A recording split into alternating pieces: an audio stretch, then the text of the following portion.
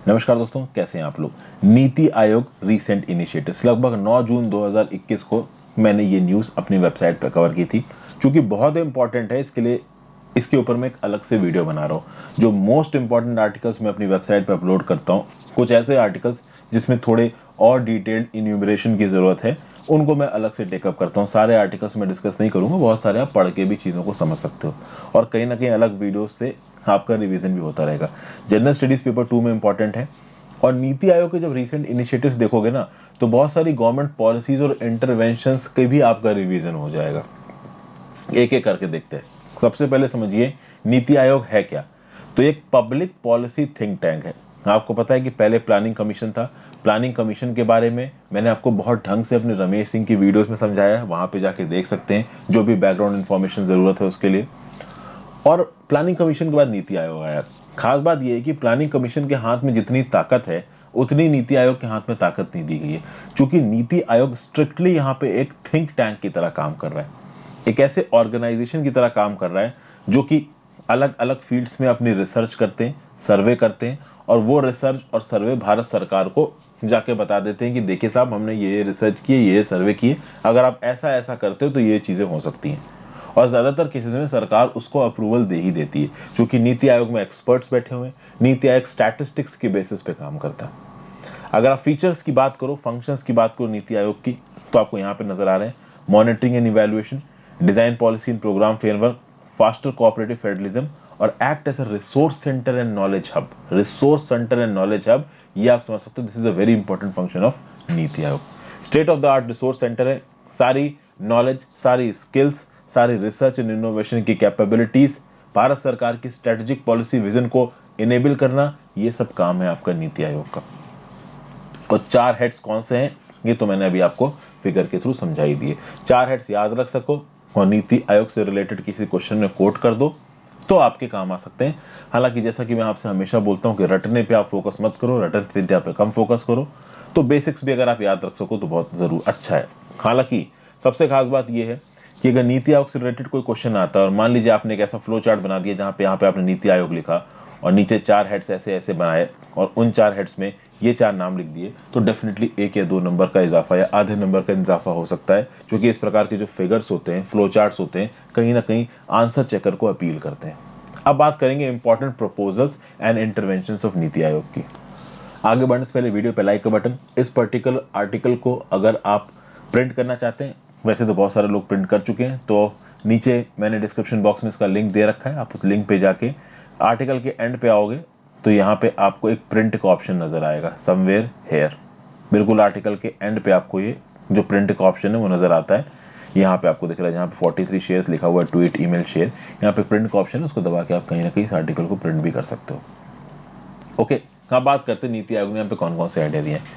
पहला है road map for ethanol blending in India 2020 to 2025।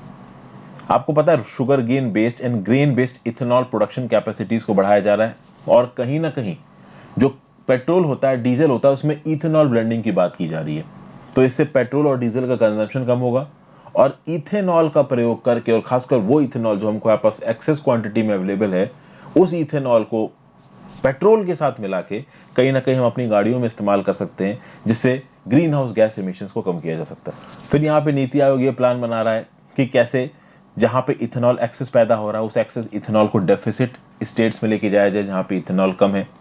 फिर इथेनॉल प्रोडक्शन के लिए जो नए प्रोजेक्ट्स बनाए जाएंगे, उनको सिंगल विंडो क्लियरेंसेस किस हिसाब से देनी है। फिर कैसे इथेनॉल कंपैटिबल व्हीकल्स को बनवाया जा रहा है, ये बताना। किस प्रकार से इथेनॉल को मेस से क्रिएट करना है, कैसे लो वाटर कंसल्टिंग फीड स्टॉक से इथेनॉल को क्रिएट करना है। इस सब चीजों के बारे में भी काफी इनपुट्स प्रोवाइड किए हैं नीति आयोग ने under road map for ethanol blending. तो ये एक ऐसा प्रोग्राम है जो कि कहीं ना कहीं इन्वायरमेंटल सस्टेनेबल प्रैक्टिसेस में भी आप कोट कर सकते हो, और नीति आयोग के रिस्पेक्ट में तो है ही important. Creating a road map for digitally inclusive Bharat, ये नेक्स्ट इंपॉर्टेंट चीज है। तो इंडिया में पेमेंट इंफ्रास्ट्रक्चर को स्ट्रांग करना हमारी केंद्र सरकार का टारगेट रहा है कि भाई डिजिटल भारत को सामने लेके आया जाए, ज्यादातर पेमेंट्स डिजिटल मोड में हो। तो इसके लिए प्रॉपर इंफ्रास्ट्रक्चर को बनाना, साथ साथ बैंक्स और नॉन बैंकिंग फाइनेंशियल कंपनीज, इनके लिए जो नॉर्म्स है उनको यूनिवर्सलाइज करना, उनके लिए इंफ्रास्ट्रक्चर इक्विटेबल लेवल पे लेके आना, बैंक्स कहीं ना कहीं एनबीएफसीज को ओवर पावर ना कर दें, या ये एनबीएफसीज बैंकों के सामने कहीं ना कहीं आप कह सकते हो डिसएडवांटेज पे ना आ पाए, इसके लिए एक प्रॉपर इंफ्रास्ट्रक्चर बनाना। फिर इंफॉर्मेशन शेयरिंग सिस्टम्स को बनाना जिससे फ्रॉड रिपोजिटरी बनाई जा सके, वो लोग जो फ्रॉड में इन्वॉल्व होते हैं। अभी डिजिटल इंडिया अगर करना है तो ऑनलाइन फ्रॉड्स को रोकना एक बहुत इंपॉर्टेंट फैसेट है। फिर माइक्रो स्मॉल और मीडियम एंटरप्राइजेस को ग्रोथ अपॉर्चुनिटीज के लिए प्रॉपर क्रेडिट सोर्सेज अवेलेबल हैं, इस बात को एनेबल करवाना। एग्रीकल्चरल एनबीएफसीज के लिए लो कॉस्ट कैपिटल अवेलेबल करवाना ताकि वो फिजिकल और डिजिटल दोनों प्रकार से काम कर सके। लैंड रिकॉर्ड्स को डिजिटाइज करना, ये सब नीति आयोग के आप कह सकते हो रोल के अंदर आता है। सोचिए ये बहुत डाइवर्स चीजें हैं, लैंड रिकॉर्ड्स डिजिटाइजेशन, ठीक है ना, एमएसएमईज को सस्ते में पैसा दिलवाना, एक ऑनलाइन फ्रॉड रिपोजिटरी बनाना, पेमेंट इंफ्रास्ट्रक्चर को स्ट्रेंथन करना, एनबीएफसीज और बैंक्स के लिए इक्विटेबल अपॉर्चुनिटीज को क्रिएट करना, ये सब कहीं ना कहीं डिजिटल इंडिया के साथ भी जुड़ा हुआ है और कहीं ना कहीं इंडिविजुअल सेक्टर्स के लिए भी रिस्पॉन्सिबल है।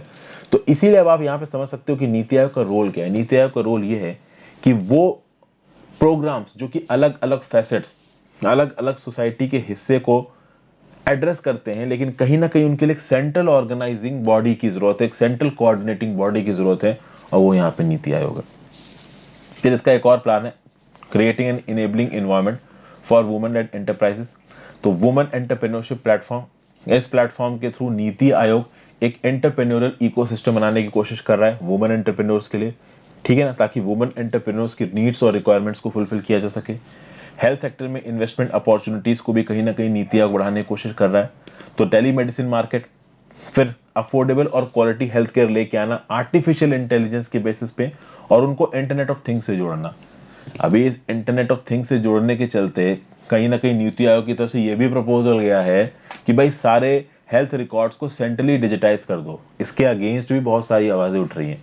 तो ऐसा नहीं है कि नीति आयोग ने जितने भी सजेशंस दिए हैं उनको सब आंख बंद करके मान रहे हैं और सब अच्छे ही बताए जा रहे हैं। कुछ सजेशंस को यहाँ पे क्रिटिसाइज भी किया जा रहा है कि डिजिटल हेल्थ को मेंटेन करने से होगा ये, एक सेंट्रलाइज्ड पोर्टल होगा, उस पोर्टल पे एक पर्टिकुलर इंसान को क्या क्या बीमारी है उसके बारे में जानकारी होगी, तो उस जानकारी के दम पे हेल्थ स्टेटस की मॉनिटरिंग करना और उन लोगों को आर्टिफिशियल इंटेलिजेंस के थ्रू ऑटोमेटिकली हेल्थ अलर्ट्स भेजना, उनको बताना कि आपको क्या क्या प्रॉब्लम्स हो सकती हैं, आपके लिए ये मेडिसिन है, ये सब चीज़ें। फिर patient facing mobile health application, artificial intelligence robots, blockchain technology, surgical robots, remote diagnostics, electronic records monitoring system, जितना रट सकते हो कम है। Next, data empowerment and protection architecture. भाई एक इंडिविजुअल अपना कौन सा डाटा एक थर्ड पार्टी के साथ शेयर करना चाहता है, किस प्रकार से वो अपने डाटा को शेयर करना चाहता है, इसके बारे में एक पूरी की पूरी ड्राफ्ट पॉलिसी बना के नीति आयोग ने सामने रखी है। हालांकि इस ड्राफ्ट पॉलिसी को काफ़ी क्रिटिसाइज किया गया क्योंकि कहीं ना कहीं यहाँ पे यूज़र का डाटा प्रोटेक्शन प्रॉपर तरीके से नहीं हो रहा है। फिर एक पोषण अभियान, नेशनल न्यूट्रिशन मिशन, इसके बारे में तो आपको सुना ही होगा, इसको भी कहीं ना कहीं नीति आयोग ने बनाया है। इस नेशनल न्यूट्रिशन मिशन को इम्प्लीमेंट करने के लिए 4 पॉइंट और स्ट्रैटेजीज हैं। नेशनल न्यूट्रिशन मिशन के बारे में आपसे वैसे ही पूछा जा सकता है, तो जन आंदोलन, इंफॉर्मेशन एंड कम्युनिकेशन टेक्नोलॉजी का प्रयोग, इंटरसेक्टर कन्वर्जेंस और intensified health and nutrition services. आप देख सकते हो कि बहुत सारे जो गवर्नमेंट प्रोग्राम है वो एक्चुअली में नीति आयोग की स्ट्रैटेजी से ही निकले। फिर स्ट्रैटेजी ऑफ न्यू इंडिया, ये नीति आयोग की comprehensive national strategy for new India है, किसके लिए, 41 क्रूशियल एरियाज में यहाँ पे काम होगा। ओके, इन एरियाज में क्या क्या प्रोग्रेस ऑलरेडी हो गई है, इनमें क्या क्या कमियां हैं, और इन एरियाज में कमियों को दूर करने के लिए क्या क्या करना चाहिए, ये सब लिखा होगा स्ट्रैटेजी फॉर न्यू इंडिया में। नेक्स्ट बात करेंगे इंडिया नॉलेज हब की। ये इंडिया नॉलेज हब क्या है, एक वेब पोर्टल है। ओके, ये क्या करेगा, it is a repository to store and disseminate best practices from across the country. India भर में जितनी भी बेस्ट प्रैक्टिसेस हैं उनको एक जगह पे सेंट्रली स्टोर करना, उससे रिलेटेड नॉलेज को स्टोर करना और उस नॉलेज को रियल टाइम बेसिस पे एक्सचेंज करना। किसके किसके बीच में एक्सचेंज करना, डिस्ट्रिक्ट्स के बीच में, स्टेट्स के बीच में और सेंट्रल मिनिस्ट्रीज के बीच में। तो ये जो नॉलेज हब है किसी एक पर्टिकुलर एडमिनिस्ट्रेटिव इशू में या किसी एक पर्टिकुलर लोकल इशू में, जैसे फॉर एग्जांपल किसी एक म्यूनिसिपैलिटी के एक वार्ड में कोई पानी का पाइप लीक हो गया, तो अभी उस पाइप को लीक करने की जो टेक्नोलॉजी है उसको पहले सेंट्रल इंडिया नॉलेज हब में ढूंढा जाएगा। अगर कोई ऐसा पहले केस हुआ है, वहां के टेक्निकल नो हाउ को निकाल के चीजों को ठीक करने की कोशिश की जाएगी। तो एक प्रॉब्लम अगर किसी एक जगह पे ऑलरेडी हो चुकी है तो उसका सॉल्यूशन वहां पर निकाला गया होगा, उस सॉल्यूशन को इंडिया नॉलेज हब पे अपलोड किया जाएगा ताकि बाकी जगह के जो लोग हैं वो उसको एक्सेस कर सकें। तो ये जो पोर्टल है ये एक डायनामिक शेयरिंग प्लेटफॉर्म है और इसमें अलग अलग डिस्ट्रिक्ट्स की, स्टेट की और केंद्र सरकार की जो गवर्नमेंट मशीनरी है वो इसको इस्तेमाल करके रियल टाइम में प्रॉब्लम के सॉल्यूशंस को ढूंढ सकती है। फिर इंडिया के गोल्ड मार्केट को ट्रांसफॉर्म करने के लिए एक कमेटी बनाई थी नीति आयोग ने, जिसका काम था कि रिकमेंड करना measures for tapping into the potential of the gold sector and provide a stimulus to exports, economic growth and employment. और ये जो कमेटी थी ये डाइवर्स स्टॉक होल्डर्स को साथ में लेके आई, जिसमें अलग अलग गवर्नमेंट ऑफ इंडिया के मिनिस्ट्रीज, डिपार्टमेंट्स, आरबीआई सब लोग थे, ताकि वो गोल्ड मार्केट के अंदर आप मतलब कह सकते हैं ना कि एक रिसर्च कर सकें, शोध कर सकें। ये जो ट्रांसफॉर्मिंग इंडियाज गोल्ड मार्केट की कमेटी बनाई गई थी ना, इस कमेटी ने अपनी रिपोर्ट को फरवरी 2018 में सबमिट किया था। 5 मेजर रिकमेंडेशंस दिए गए थे। Make in India in gold, financialisation of gold, gold के ऊपर जो टैक्स एंड ड्यूटी स्ट्रक्चर है उसको बनाना, गोल्ड का रेगुलेटरी इंफ्रास्ट्रक्चर बनाना और गोल्ड में स्किल डेवलपमेंट और टेक्नोलॉजिकल अपग्रेडेशन करना। तो यहाँ पे जो नीति आयोग से रिलेटेड स्कीम्स है ना, वो इस साल की नहीं, मैं पहले के सालों की भी आपको बता रहा हूँ। ट्रांसफॉर्मिंग इंडियाज गोल्ड मार्केट के ऊपर जो नीति आयोग की कमेटी है, इसकी रिपोर्ट फरवरी 2018 में ही पुटअप हो चुकी है। फिर नेक्स्ट बात करते हैं समावेश। व्हाट इज बेसिकली दिस समावेश? तो समावेश भी एक प्रोग्राम है, इसको नीति आयोग ने लॉन्च किया था to link together various lead knowledge and research institutions to categorise development processes. फिर और भी बहुत से यहाँ पे इनिशिएटिव्स हैं, जैसे कि for example holistic development of identified islands. Lakshadweep और अंडमान एंड निकोबार की ग्रोथ के लिए भी यहाँ पे नीति आयोग की तरफ से बहुत से इनपुट्स आए हैं। फिर भाई 2019 में नीति आयोग ने और फूड एंड एग्रीकल्चर ऑर्गेनाइजेशन ने एक एमओयू साइन किया था जिसका नाम था monitoring and analysing food and agriculture policies to assess the impact of food security policy Bihar and Chhattisgarh, to assess the impact of agriculture marketing policies in Haryana and Odisha. मतलब e NAM, ये जो नेशनल एग्रीकल्चर मार्केट है जहाँ पे कोई farmer अपने online produce को बेच सकता है, किसी भी स्टेट में बेच सकता है, कि किस प्रकार से काम कर रहा है हरियाणा और उड़ीसा में।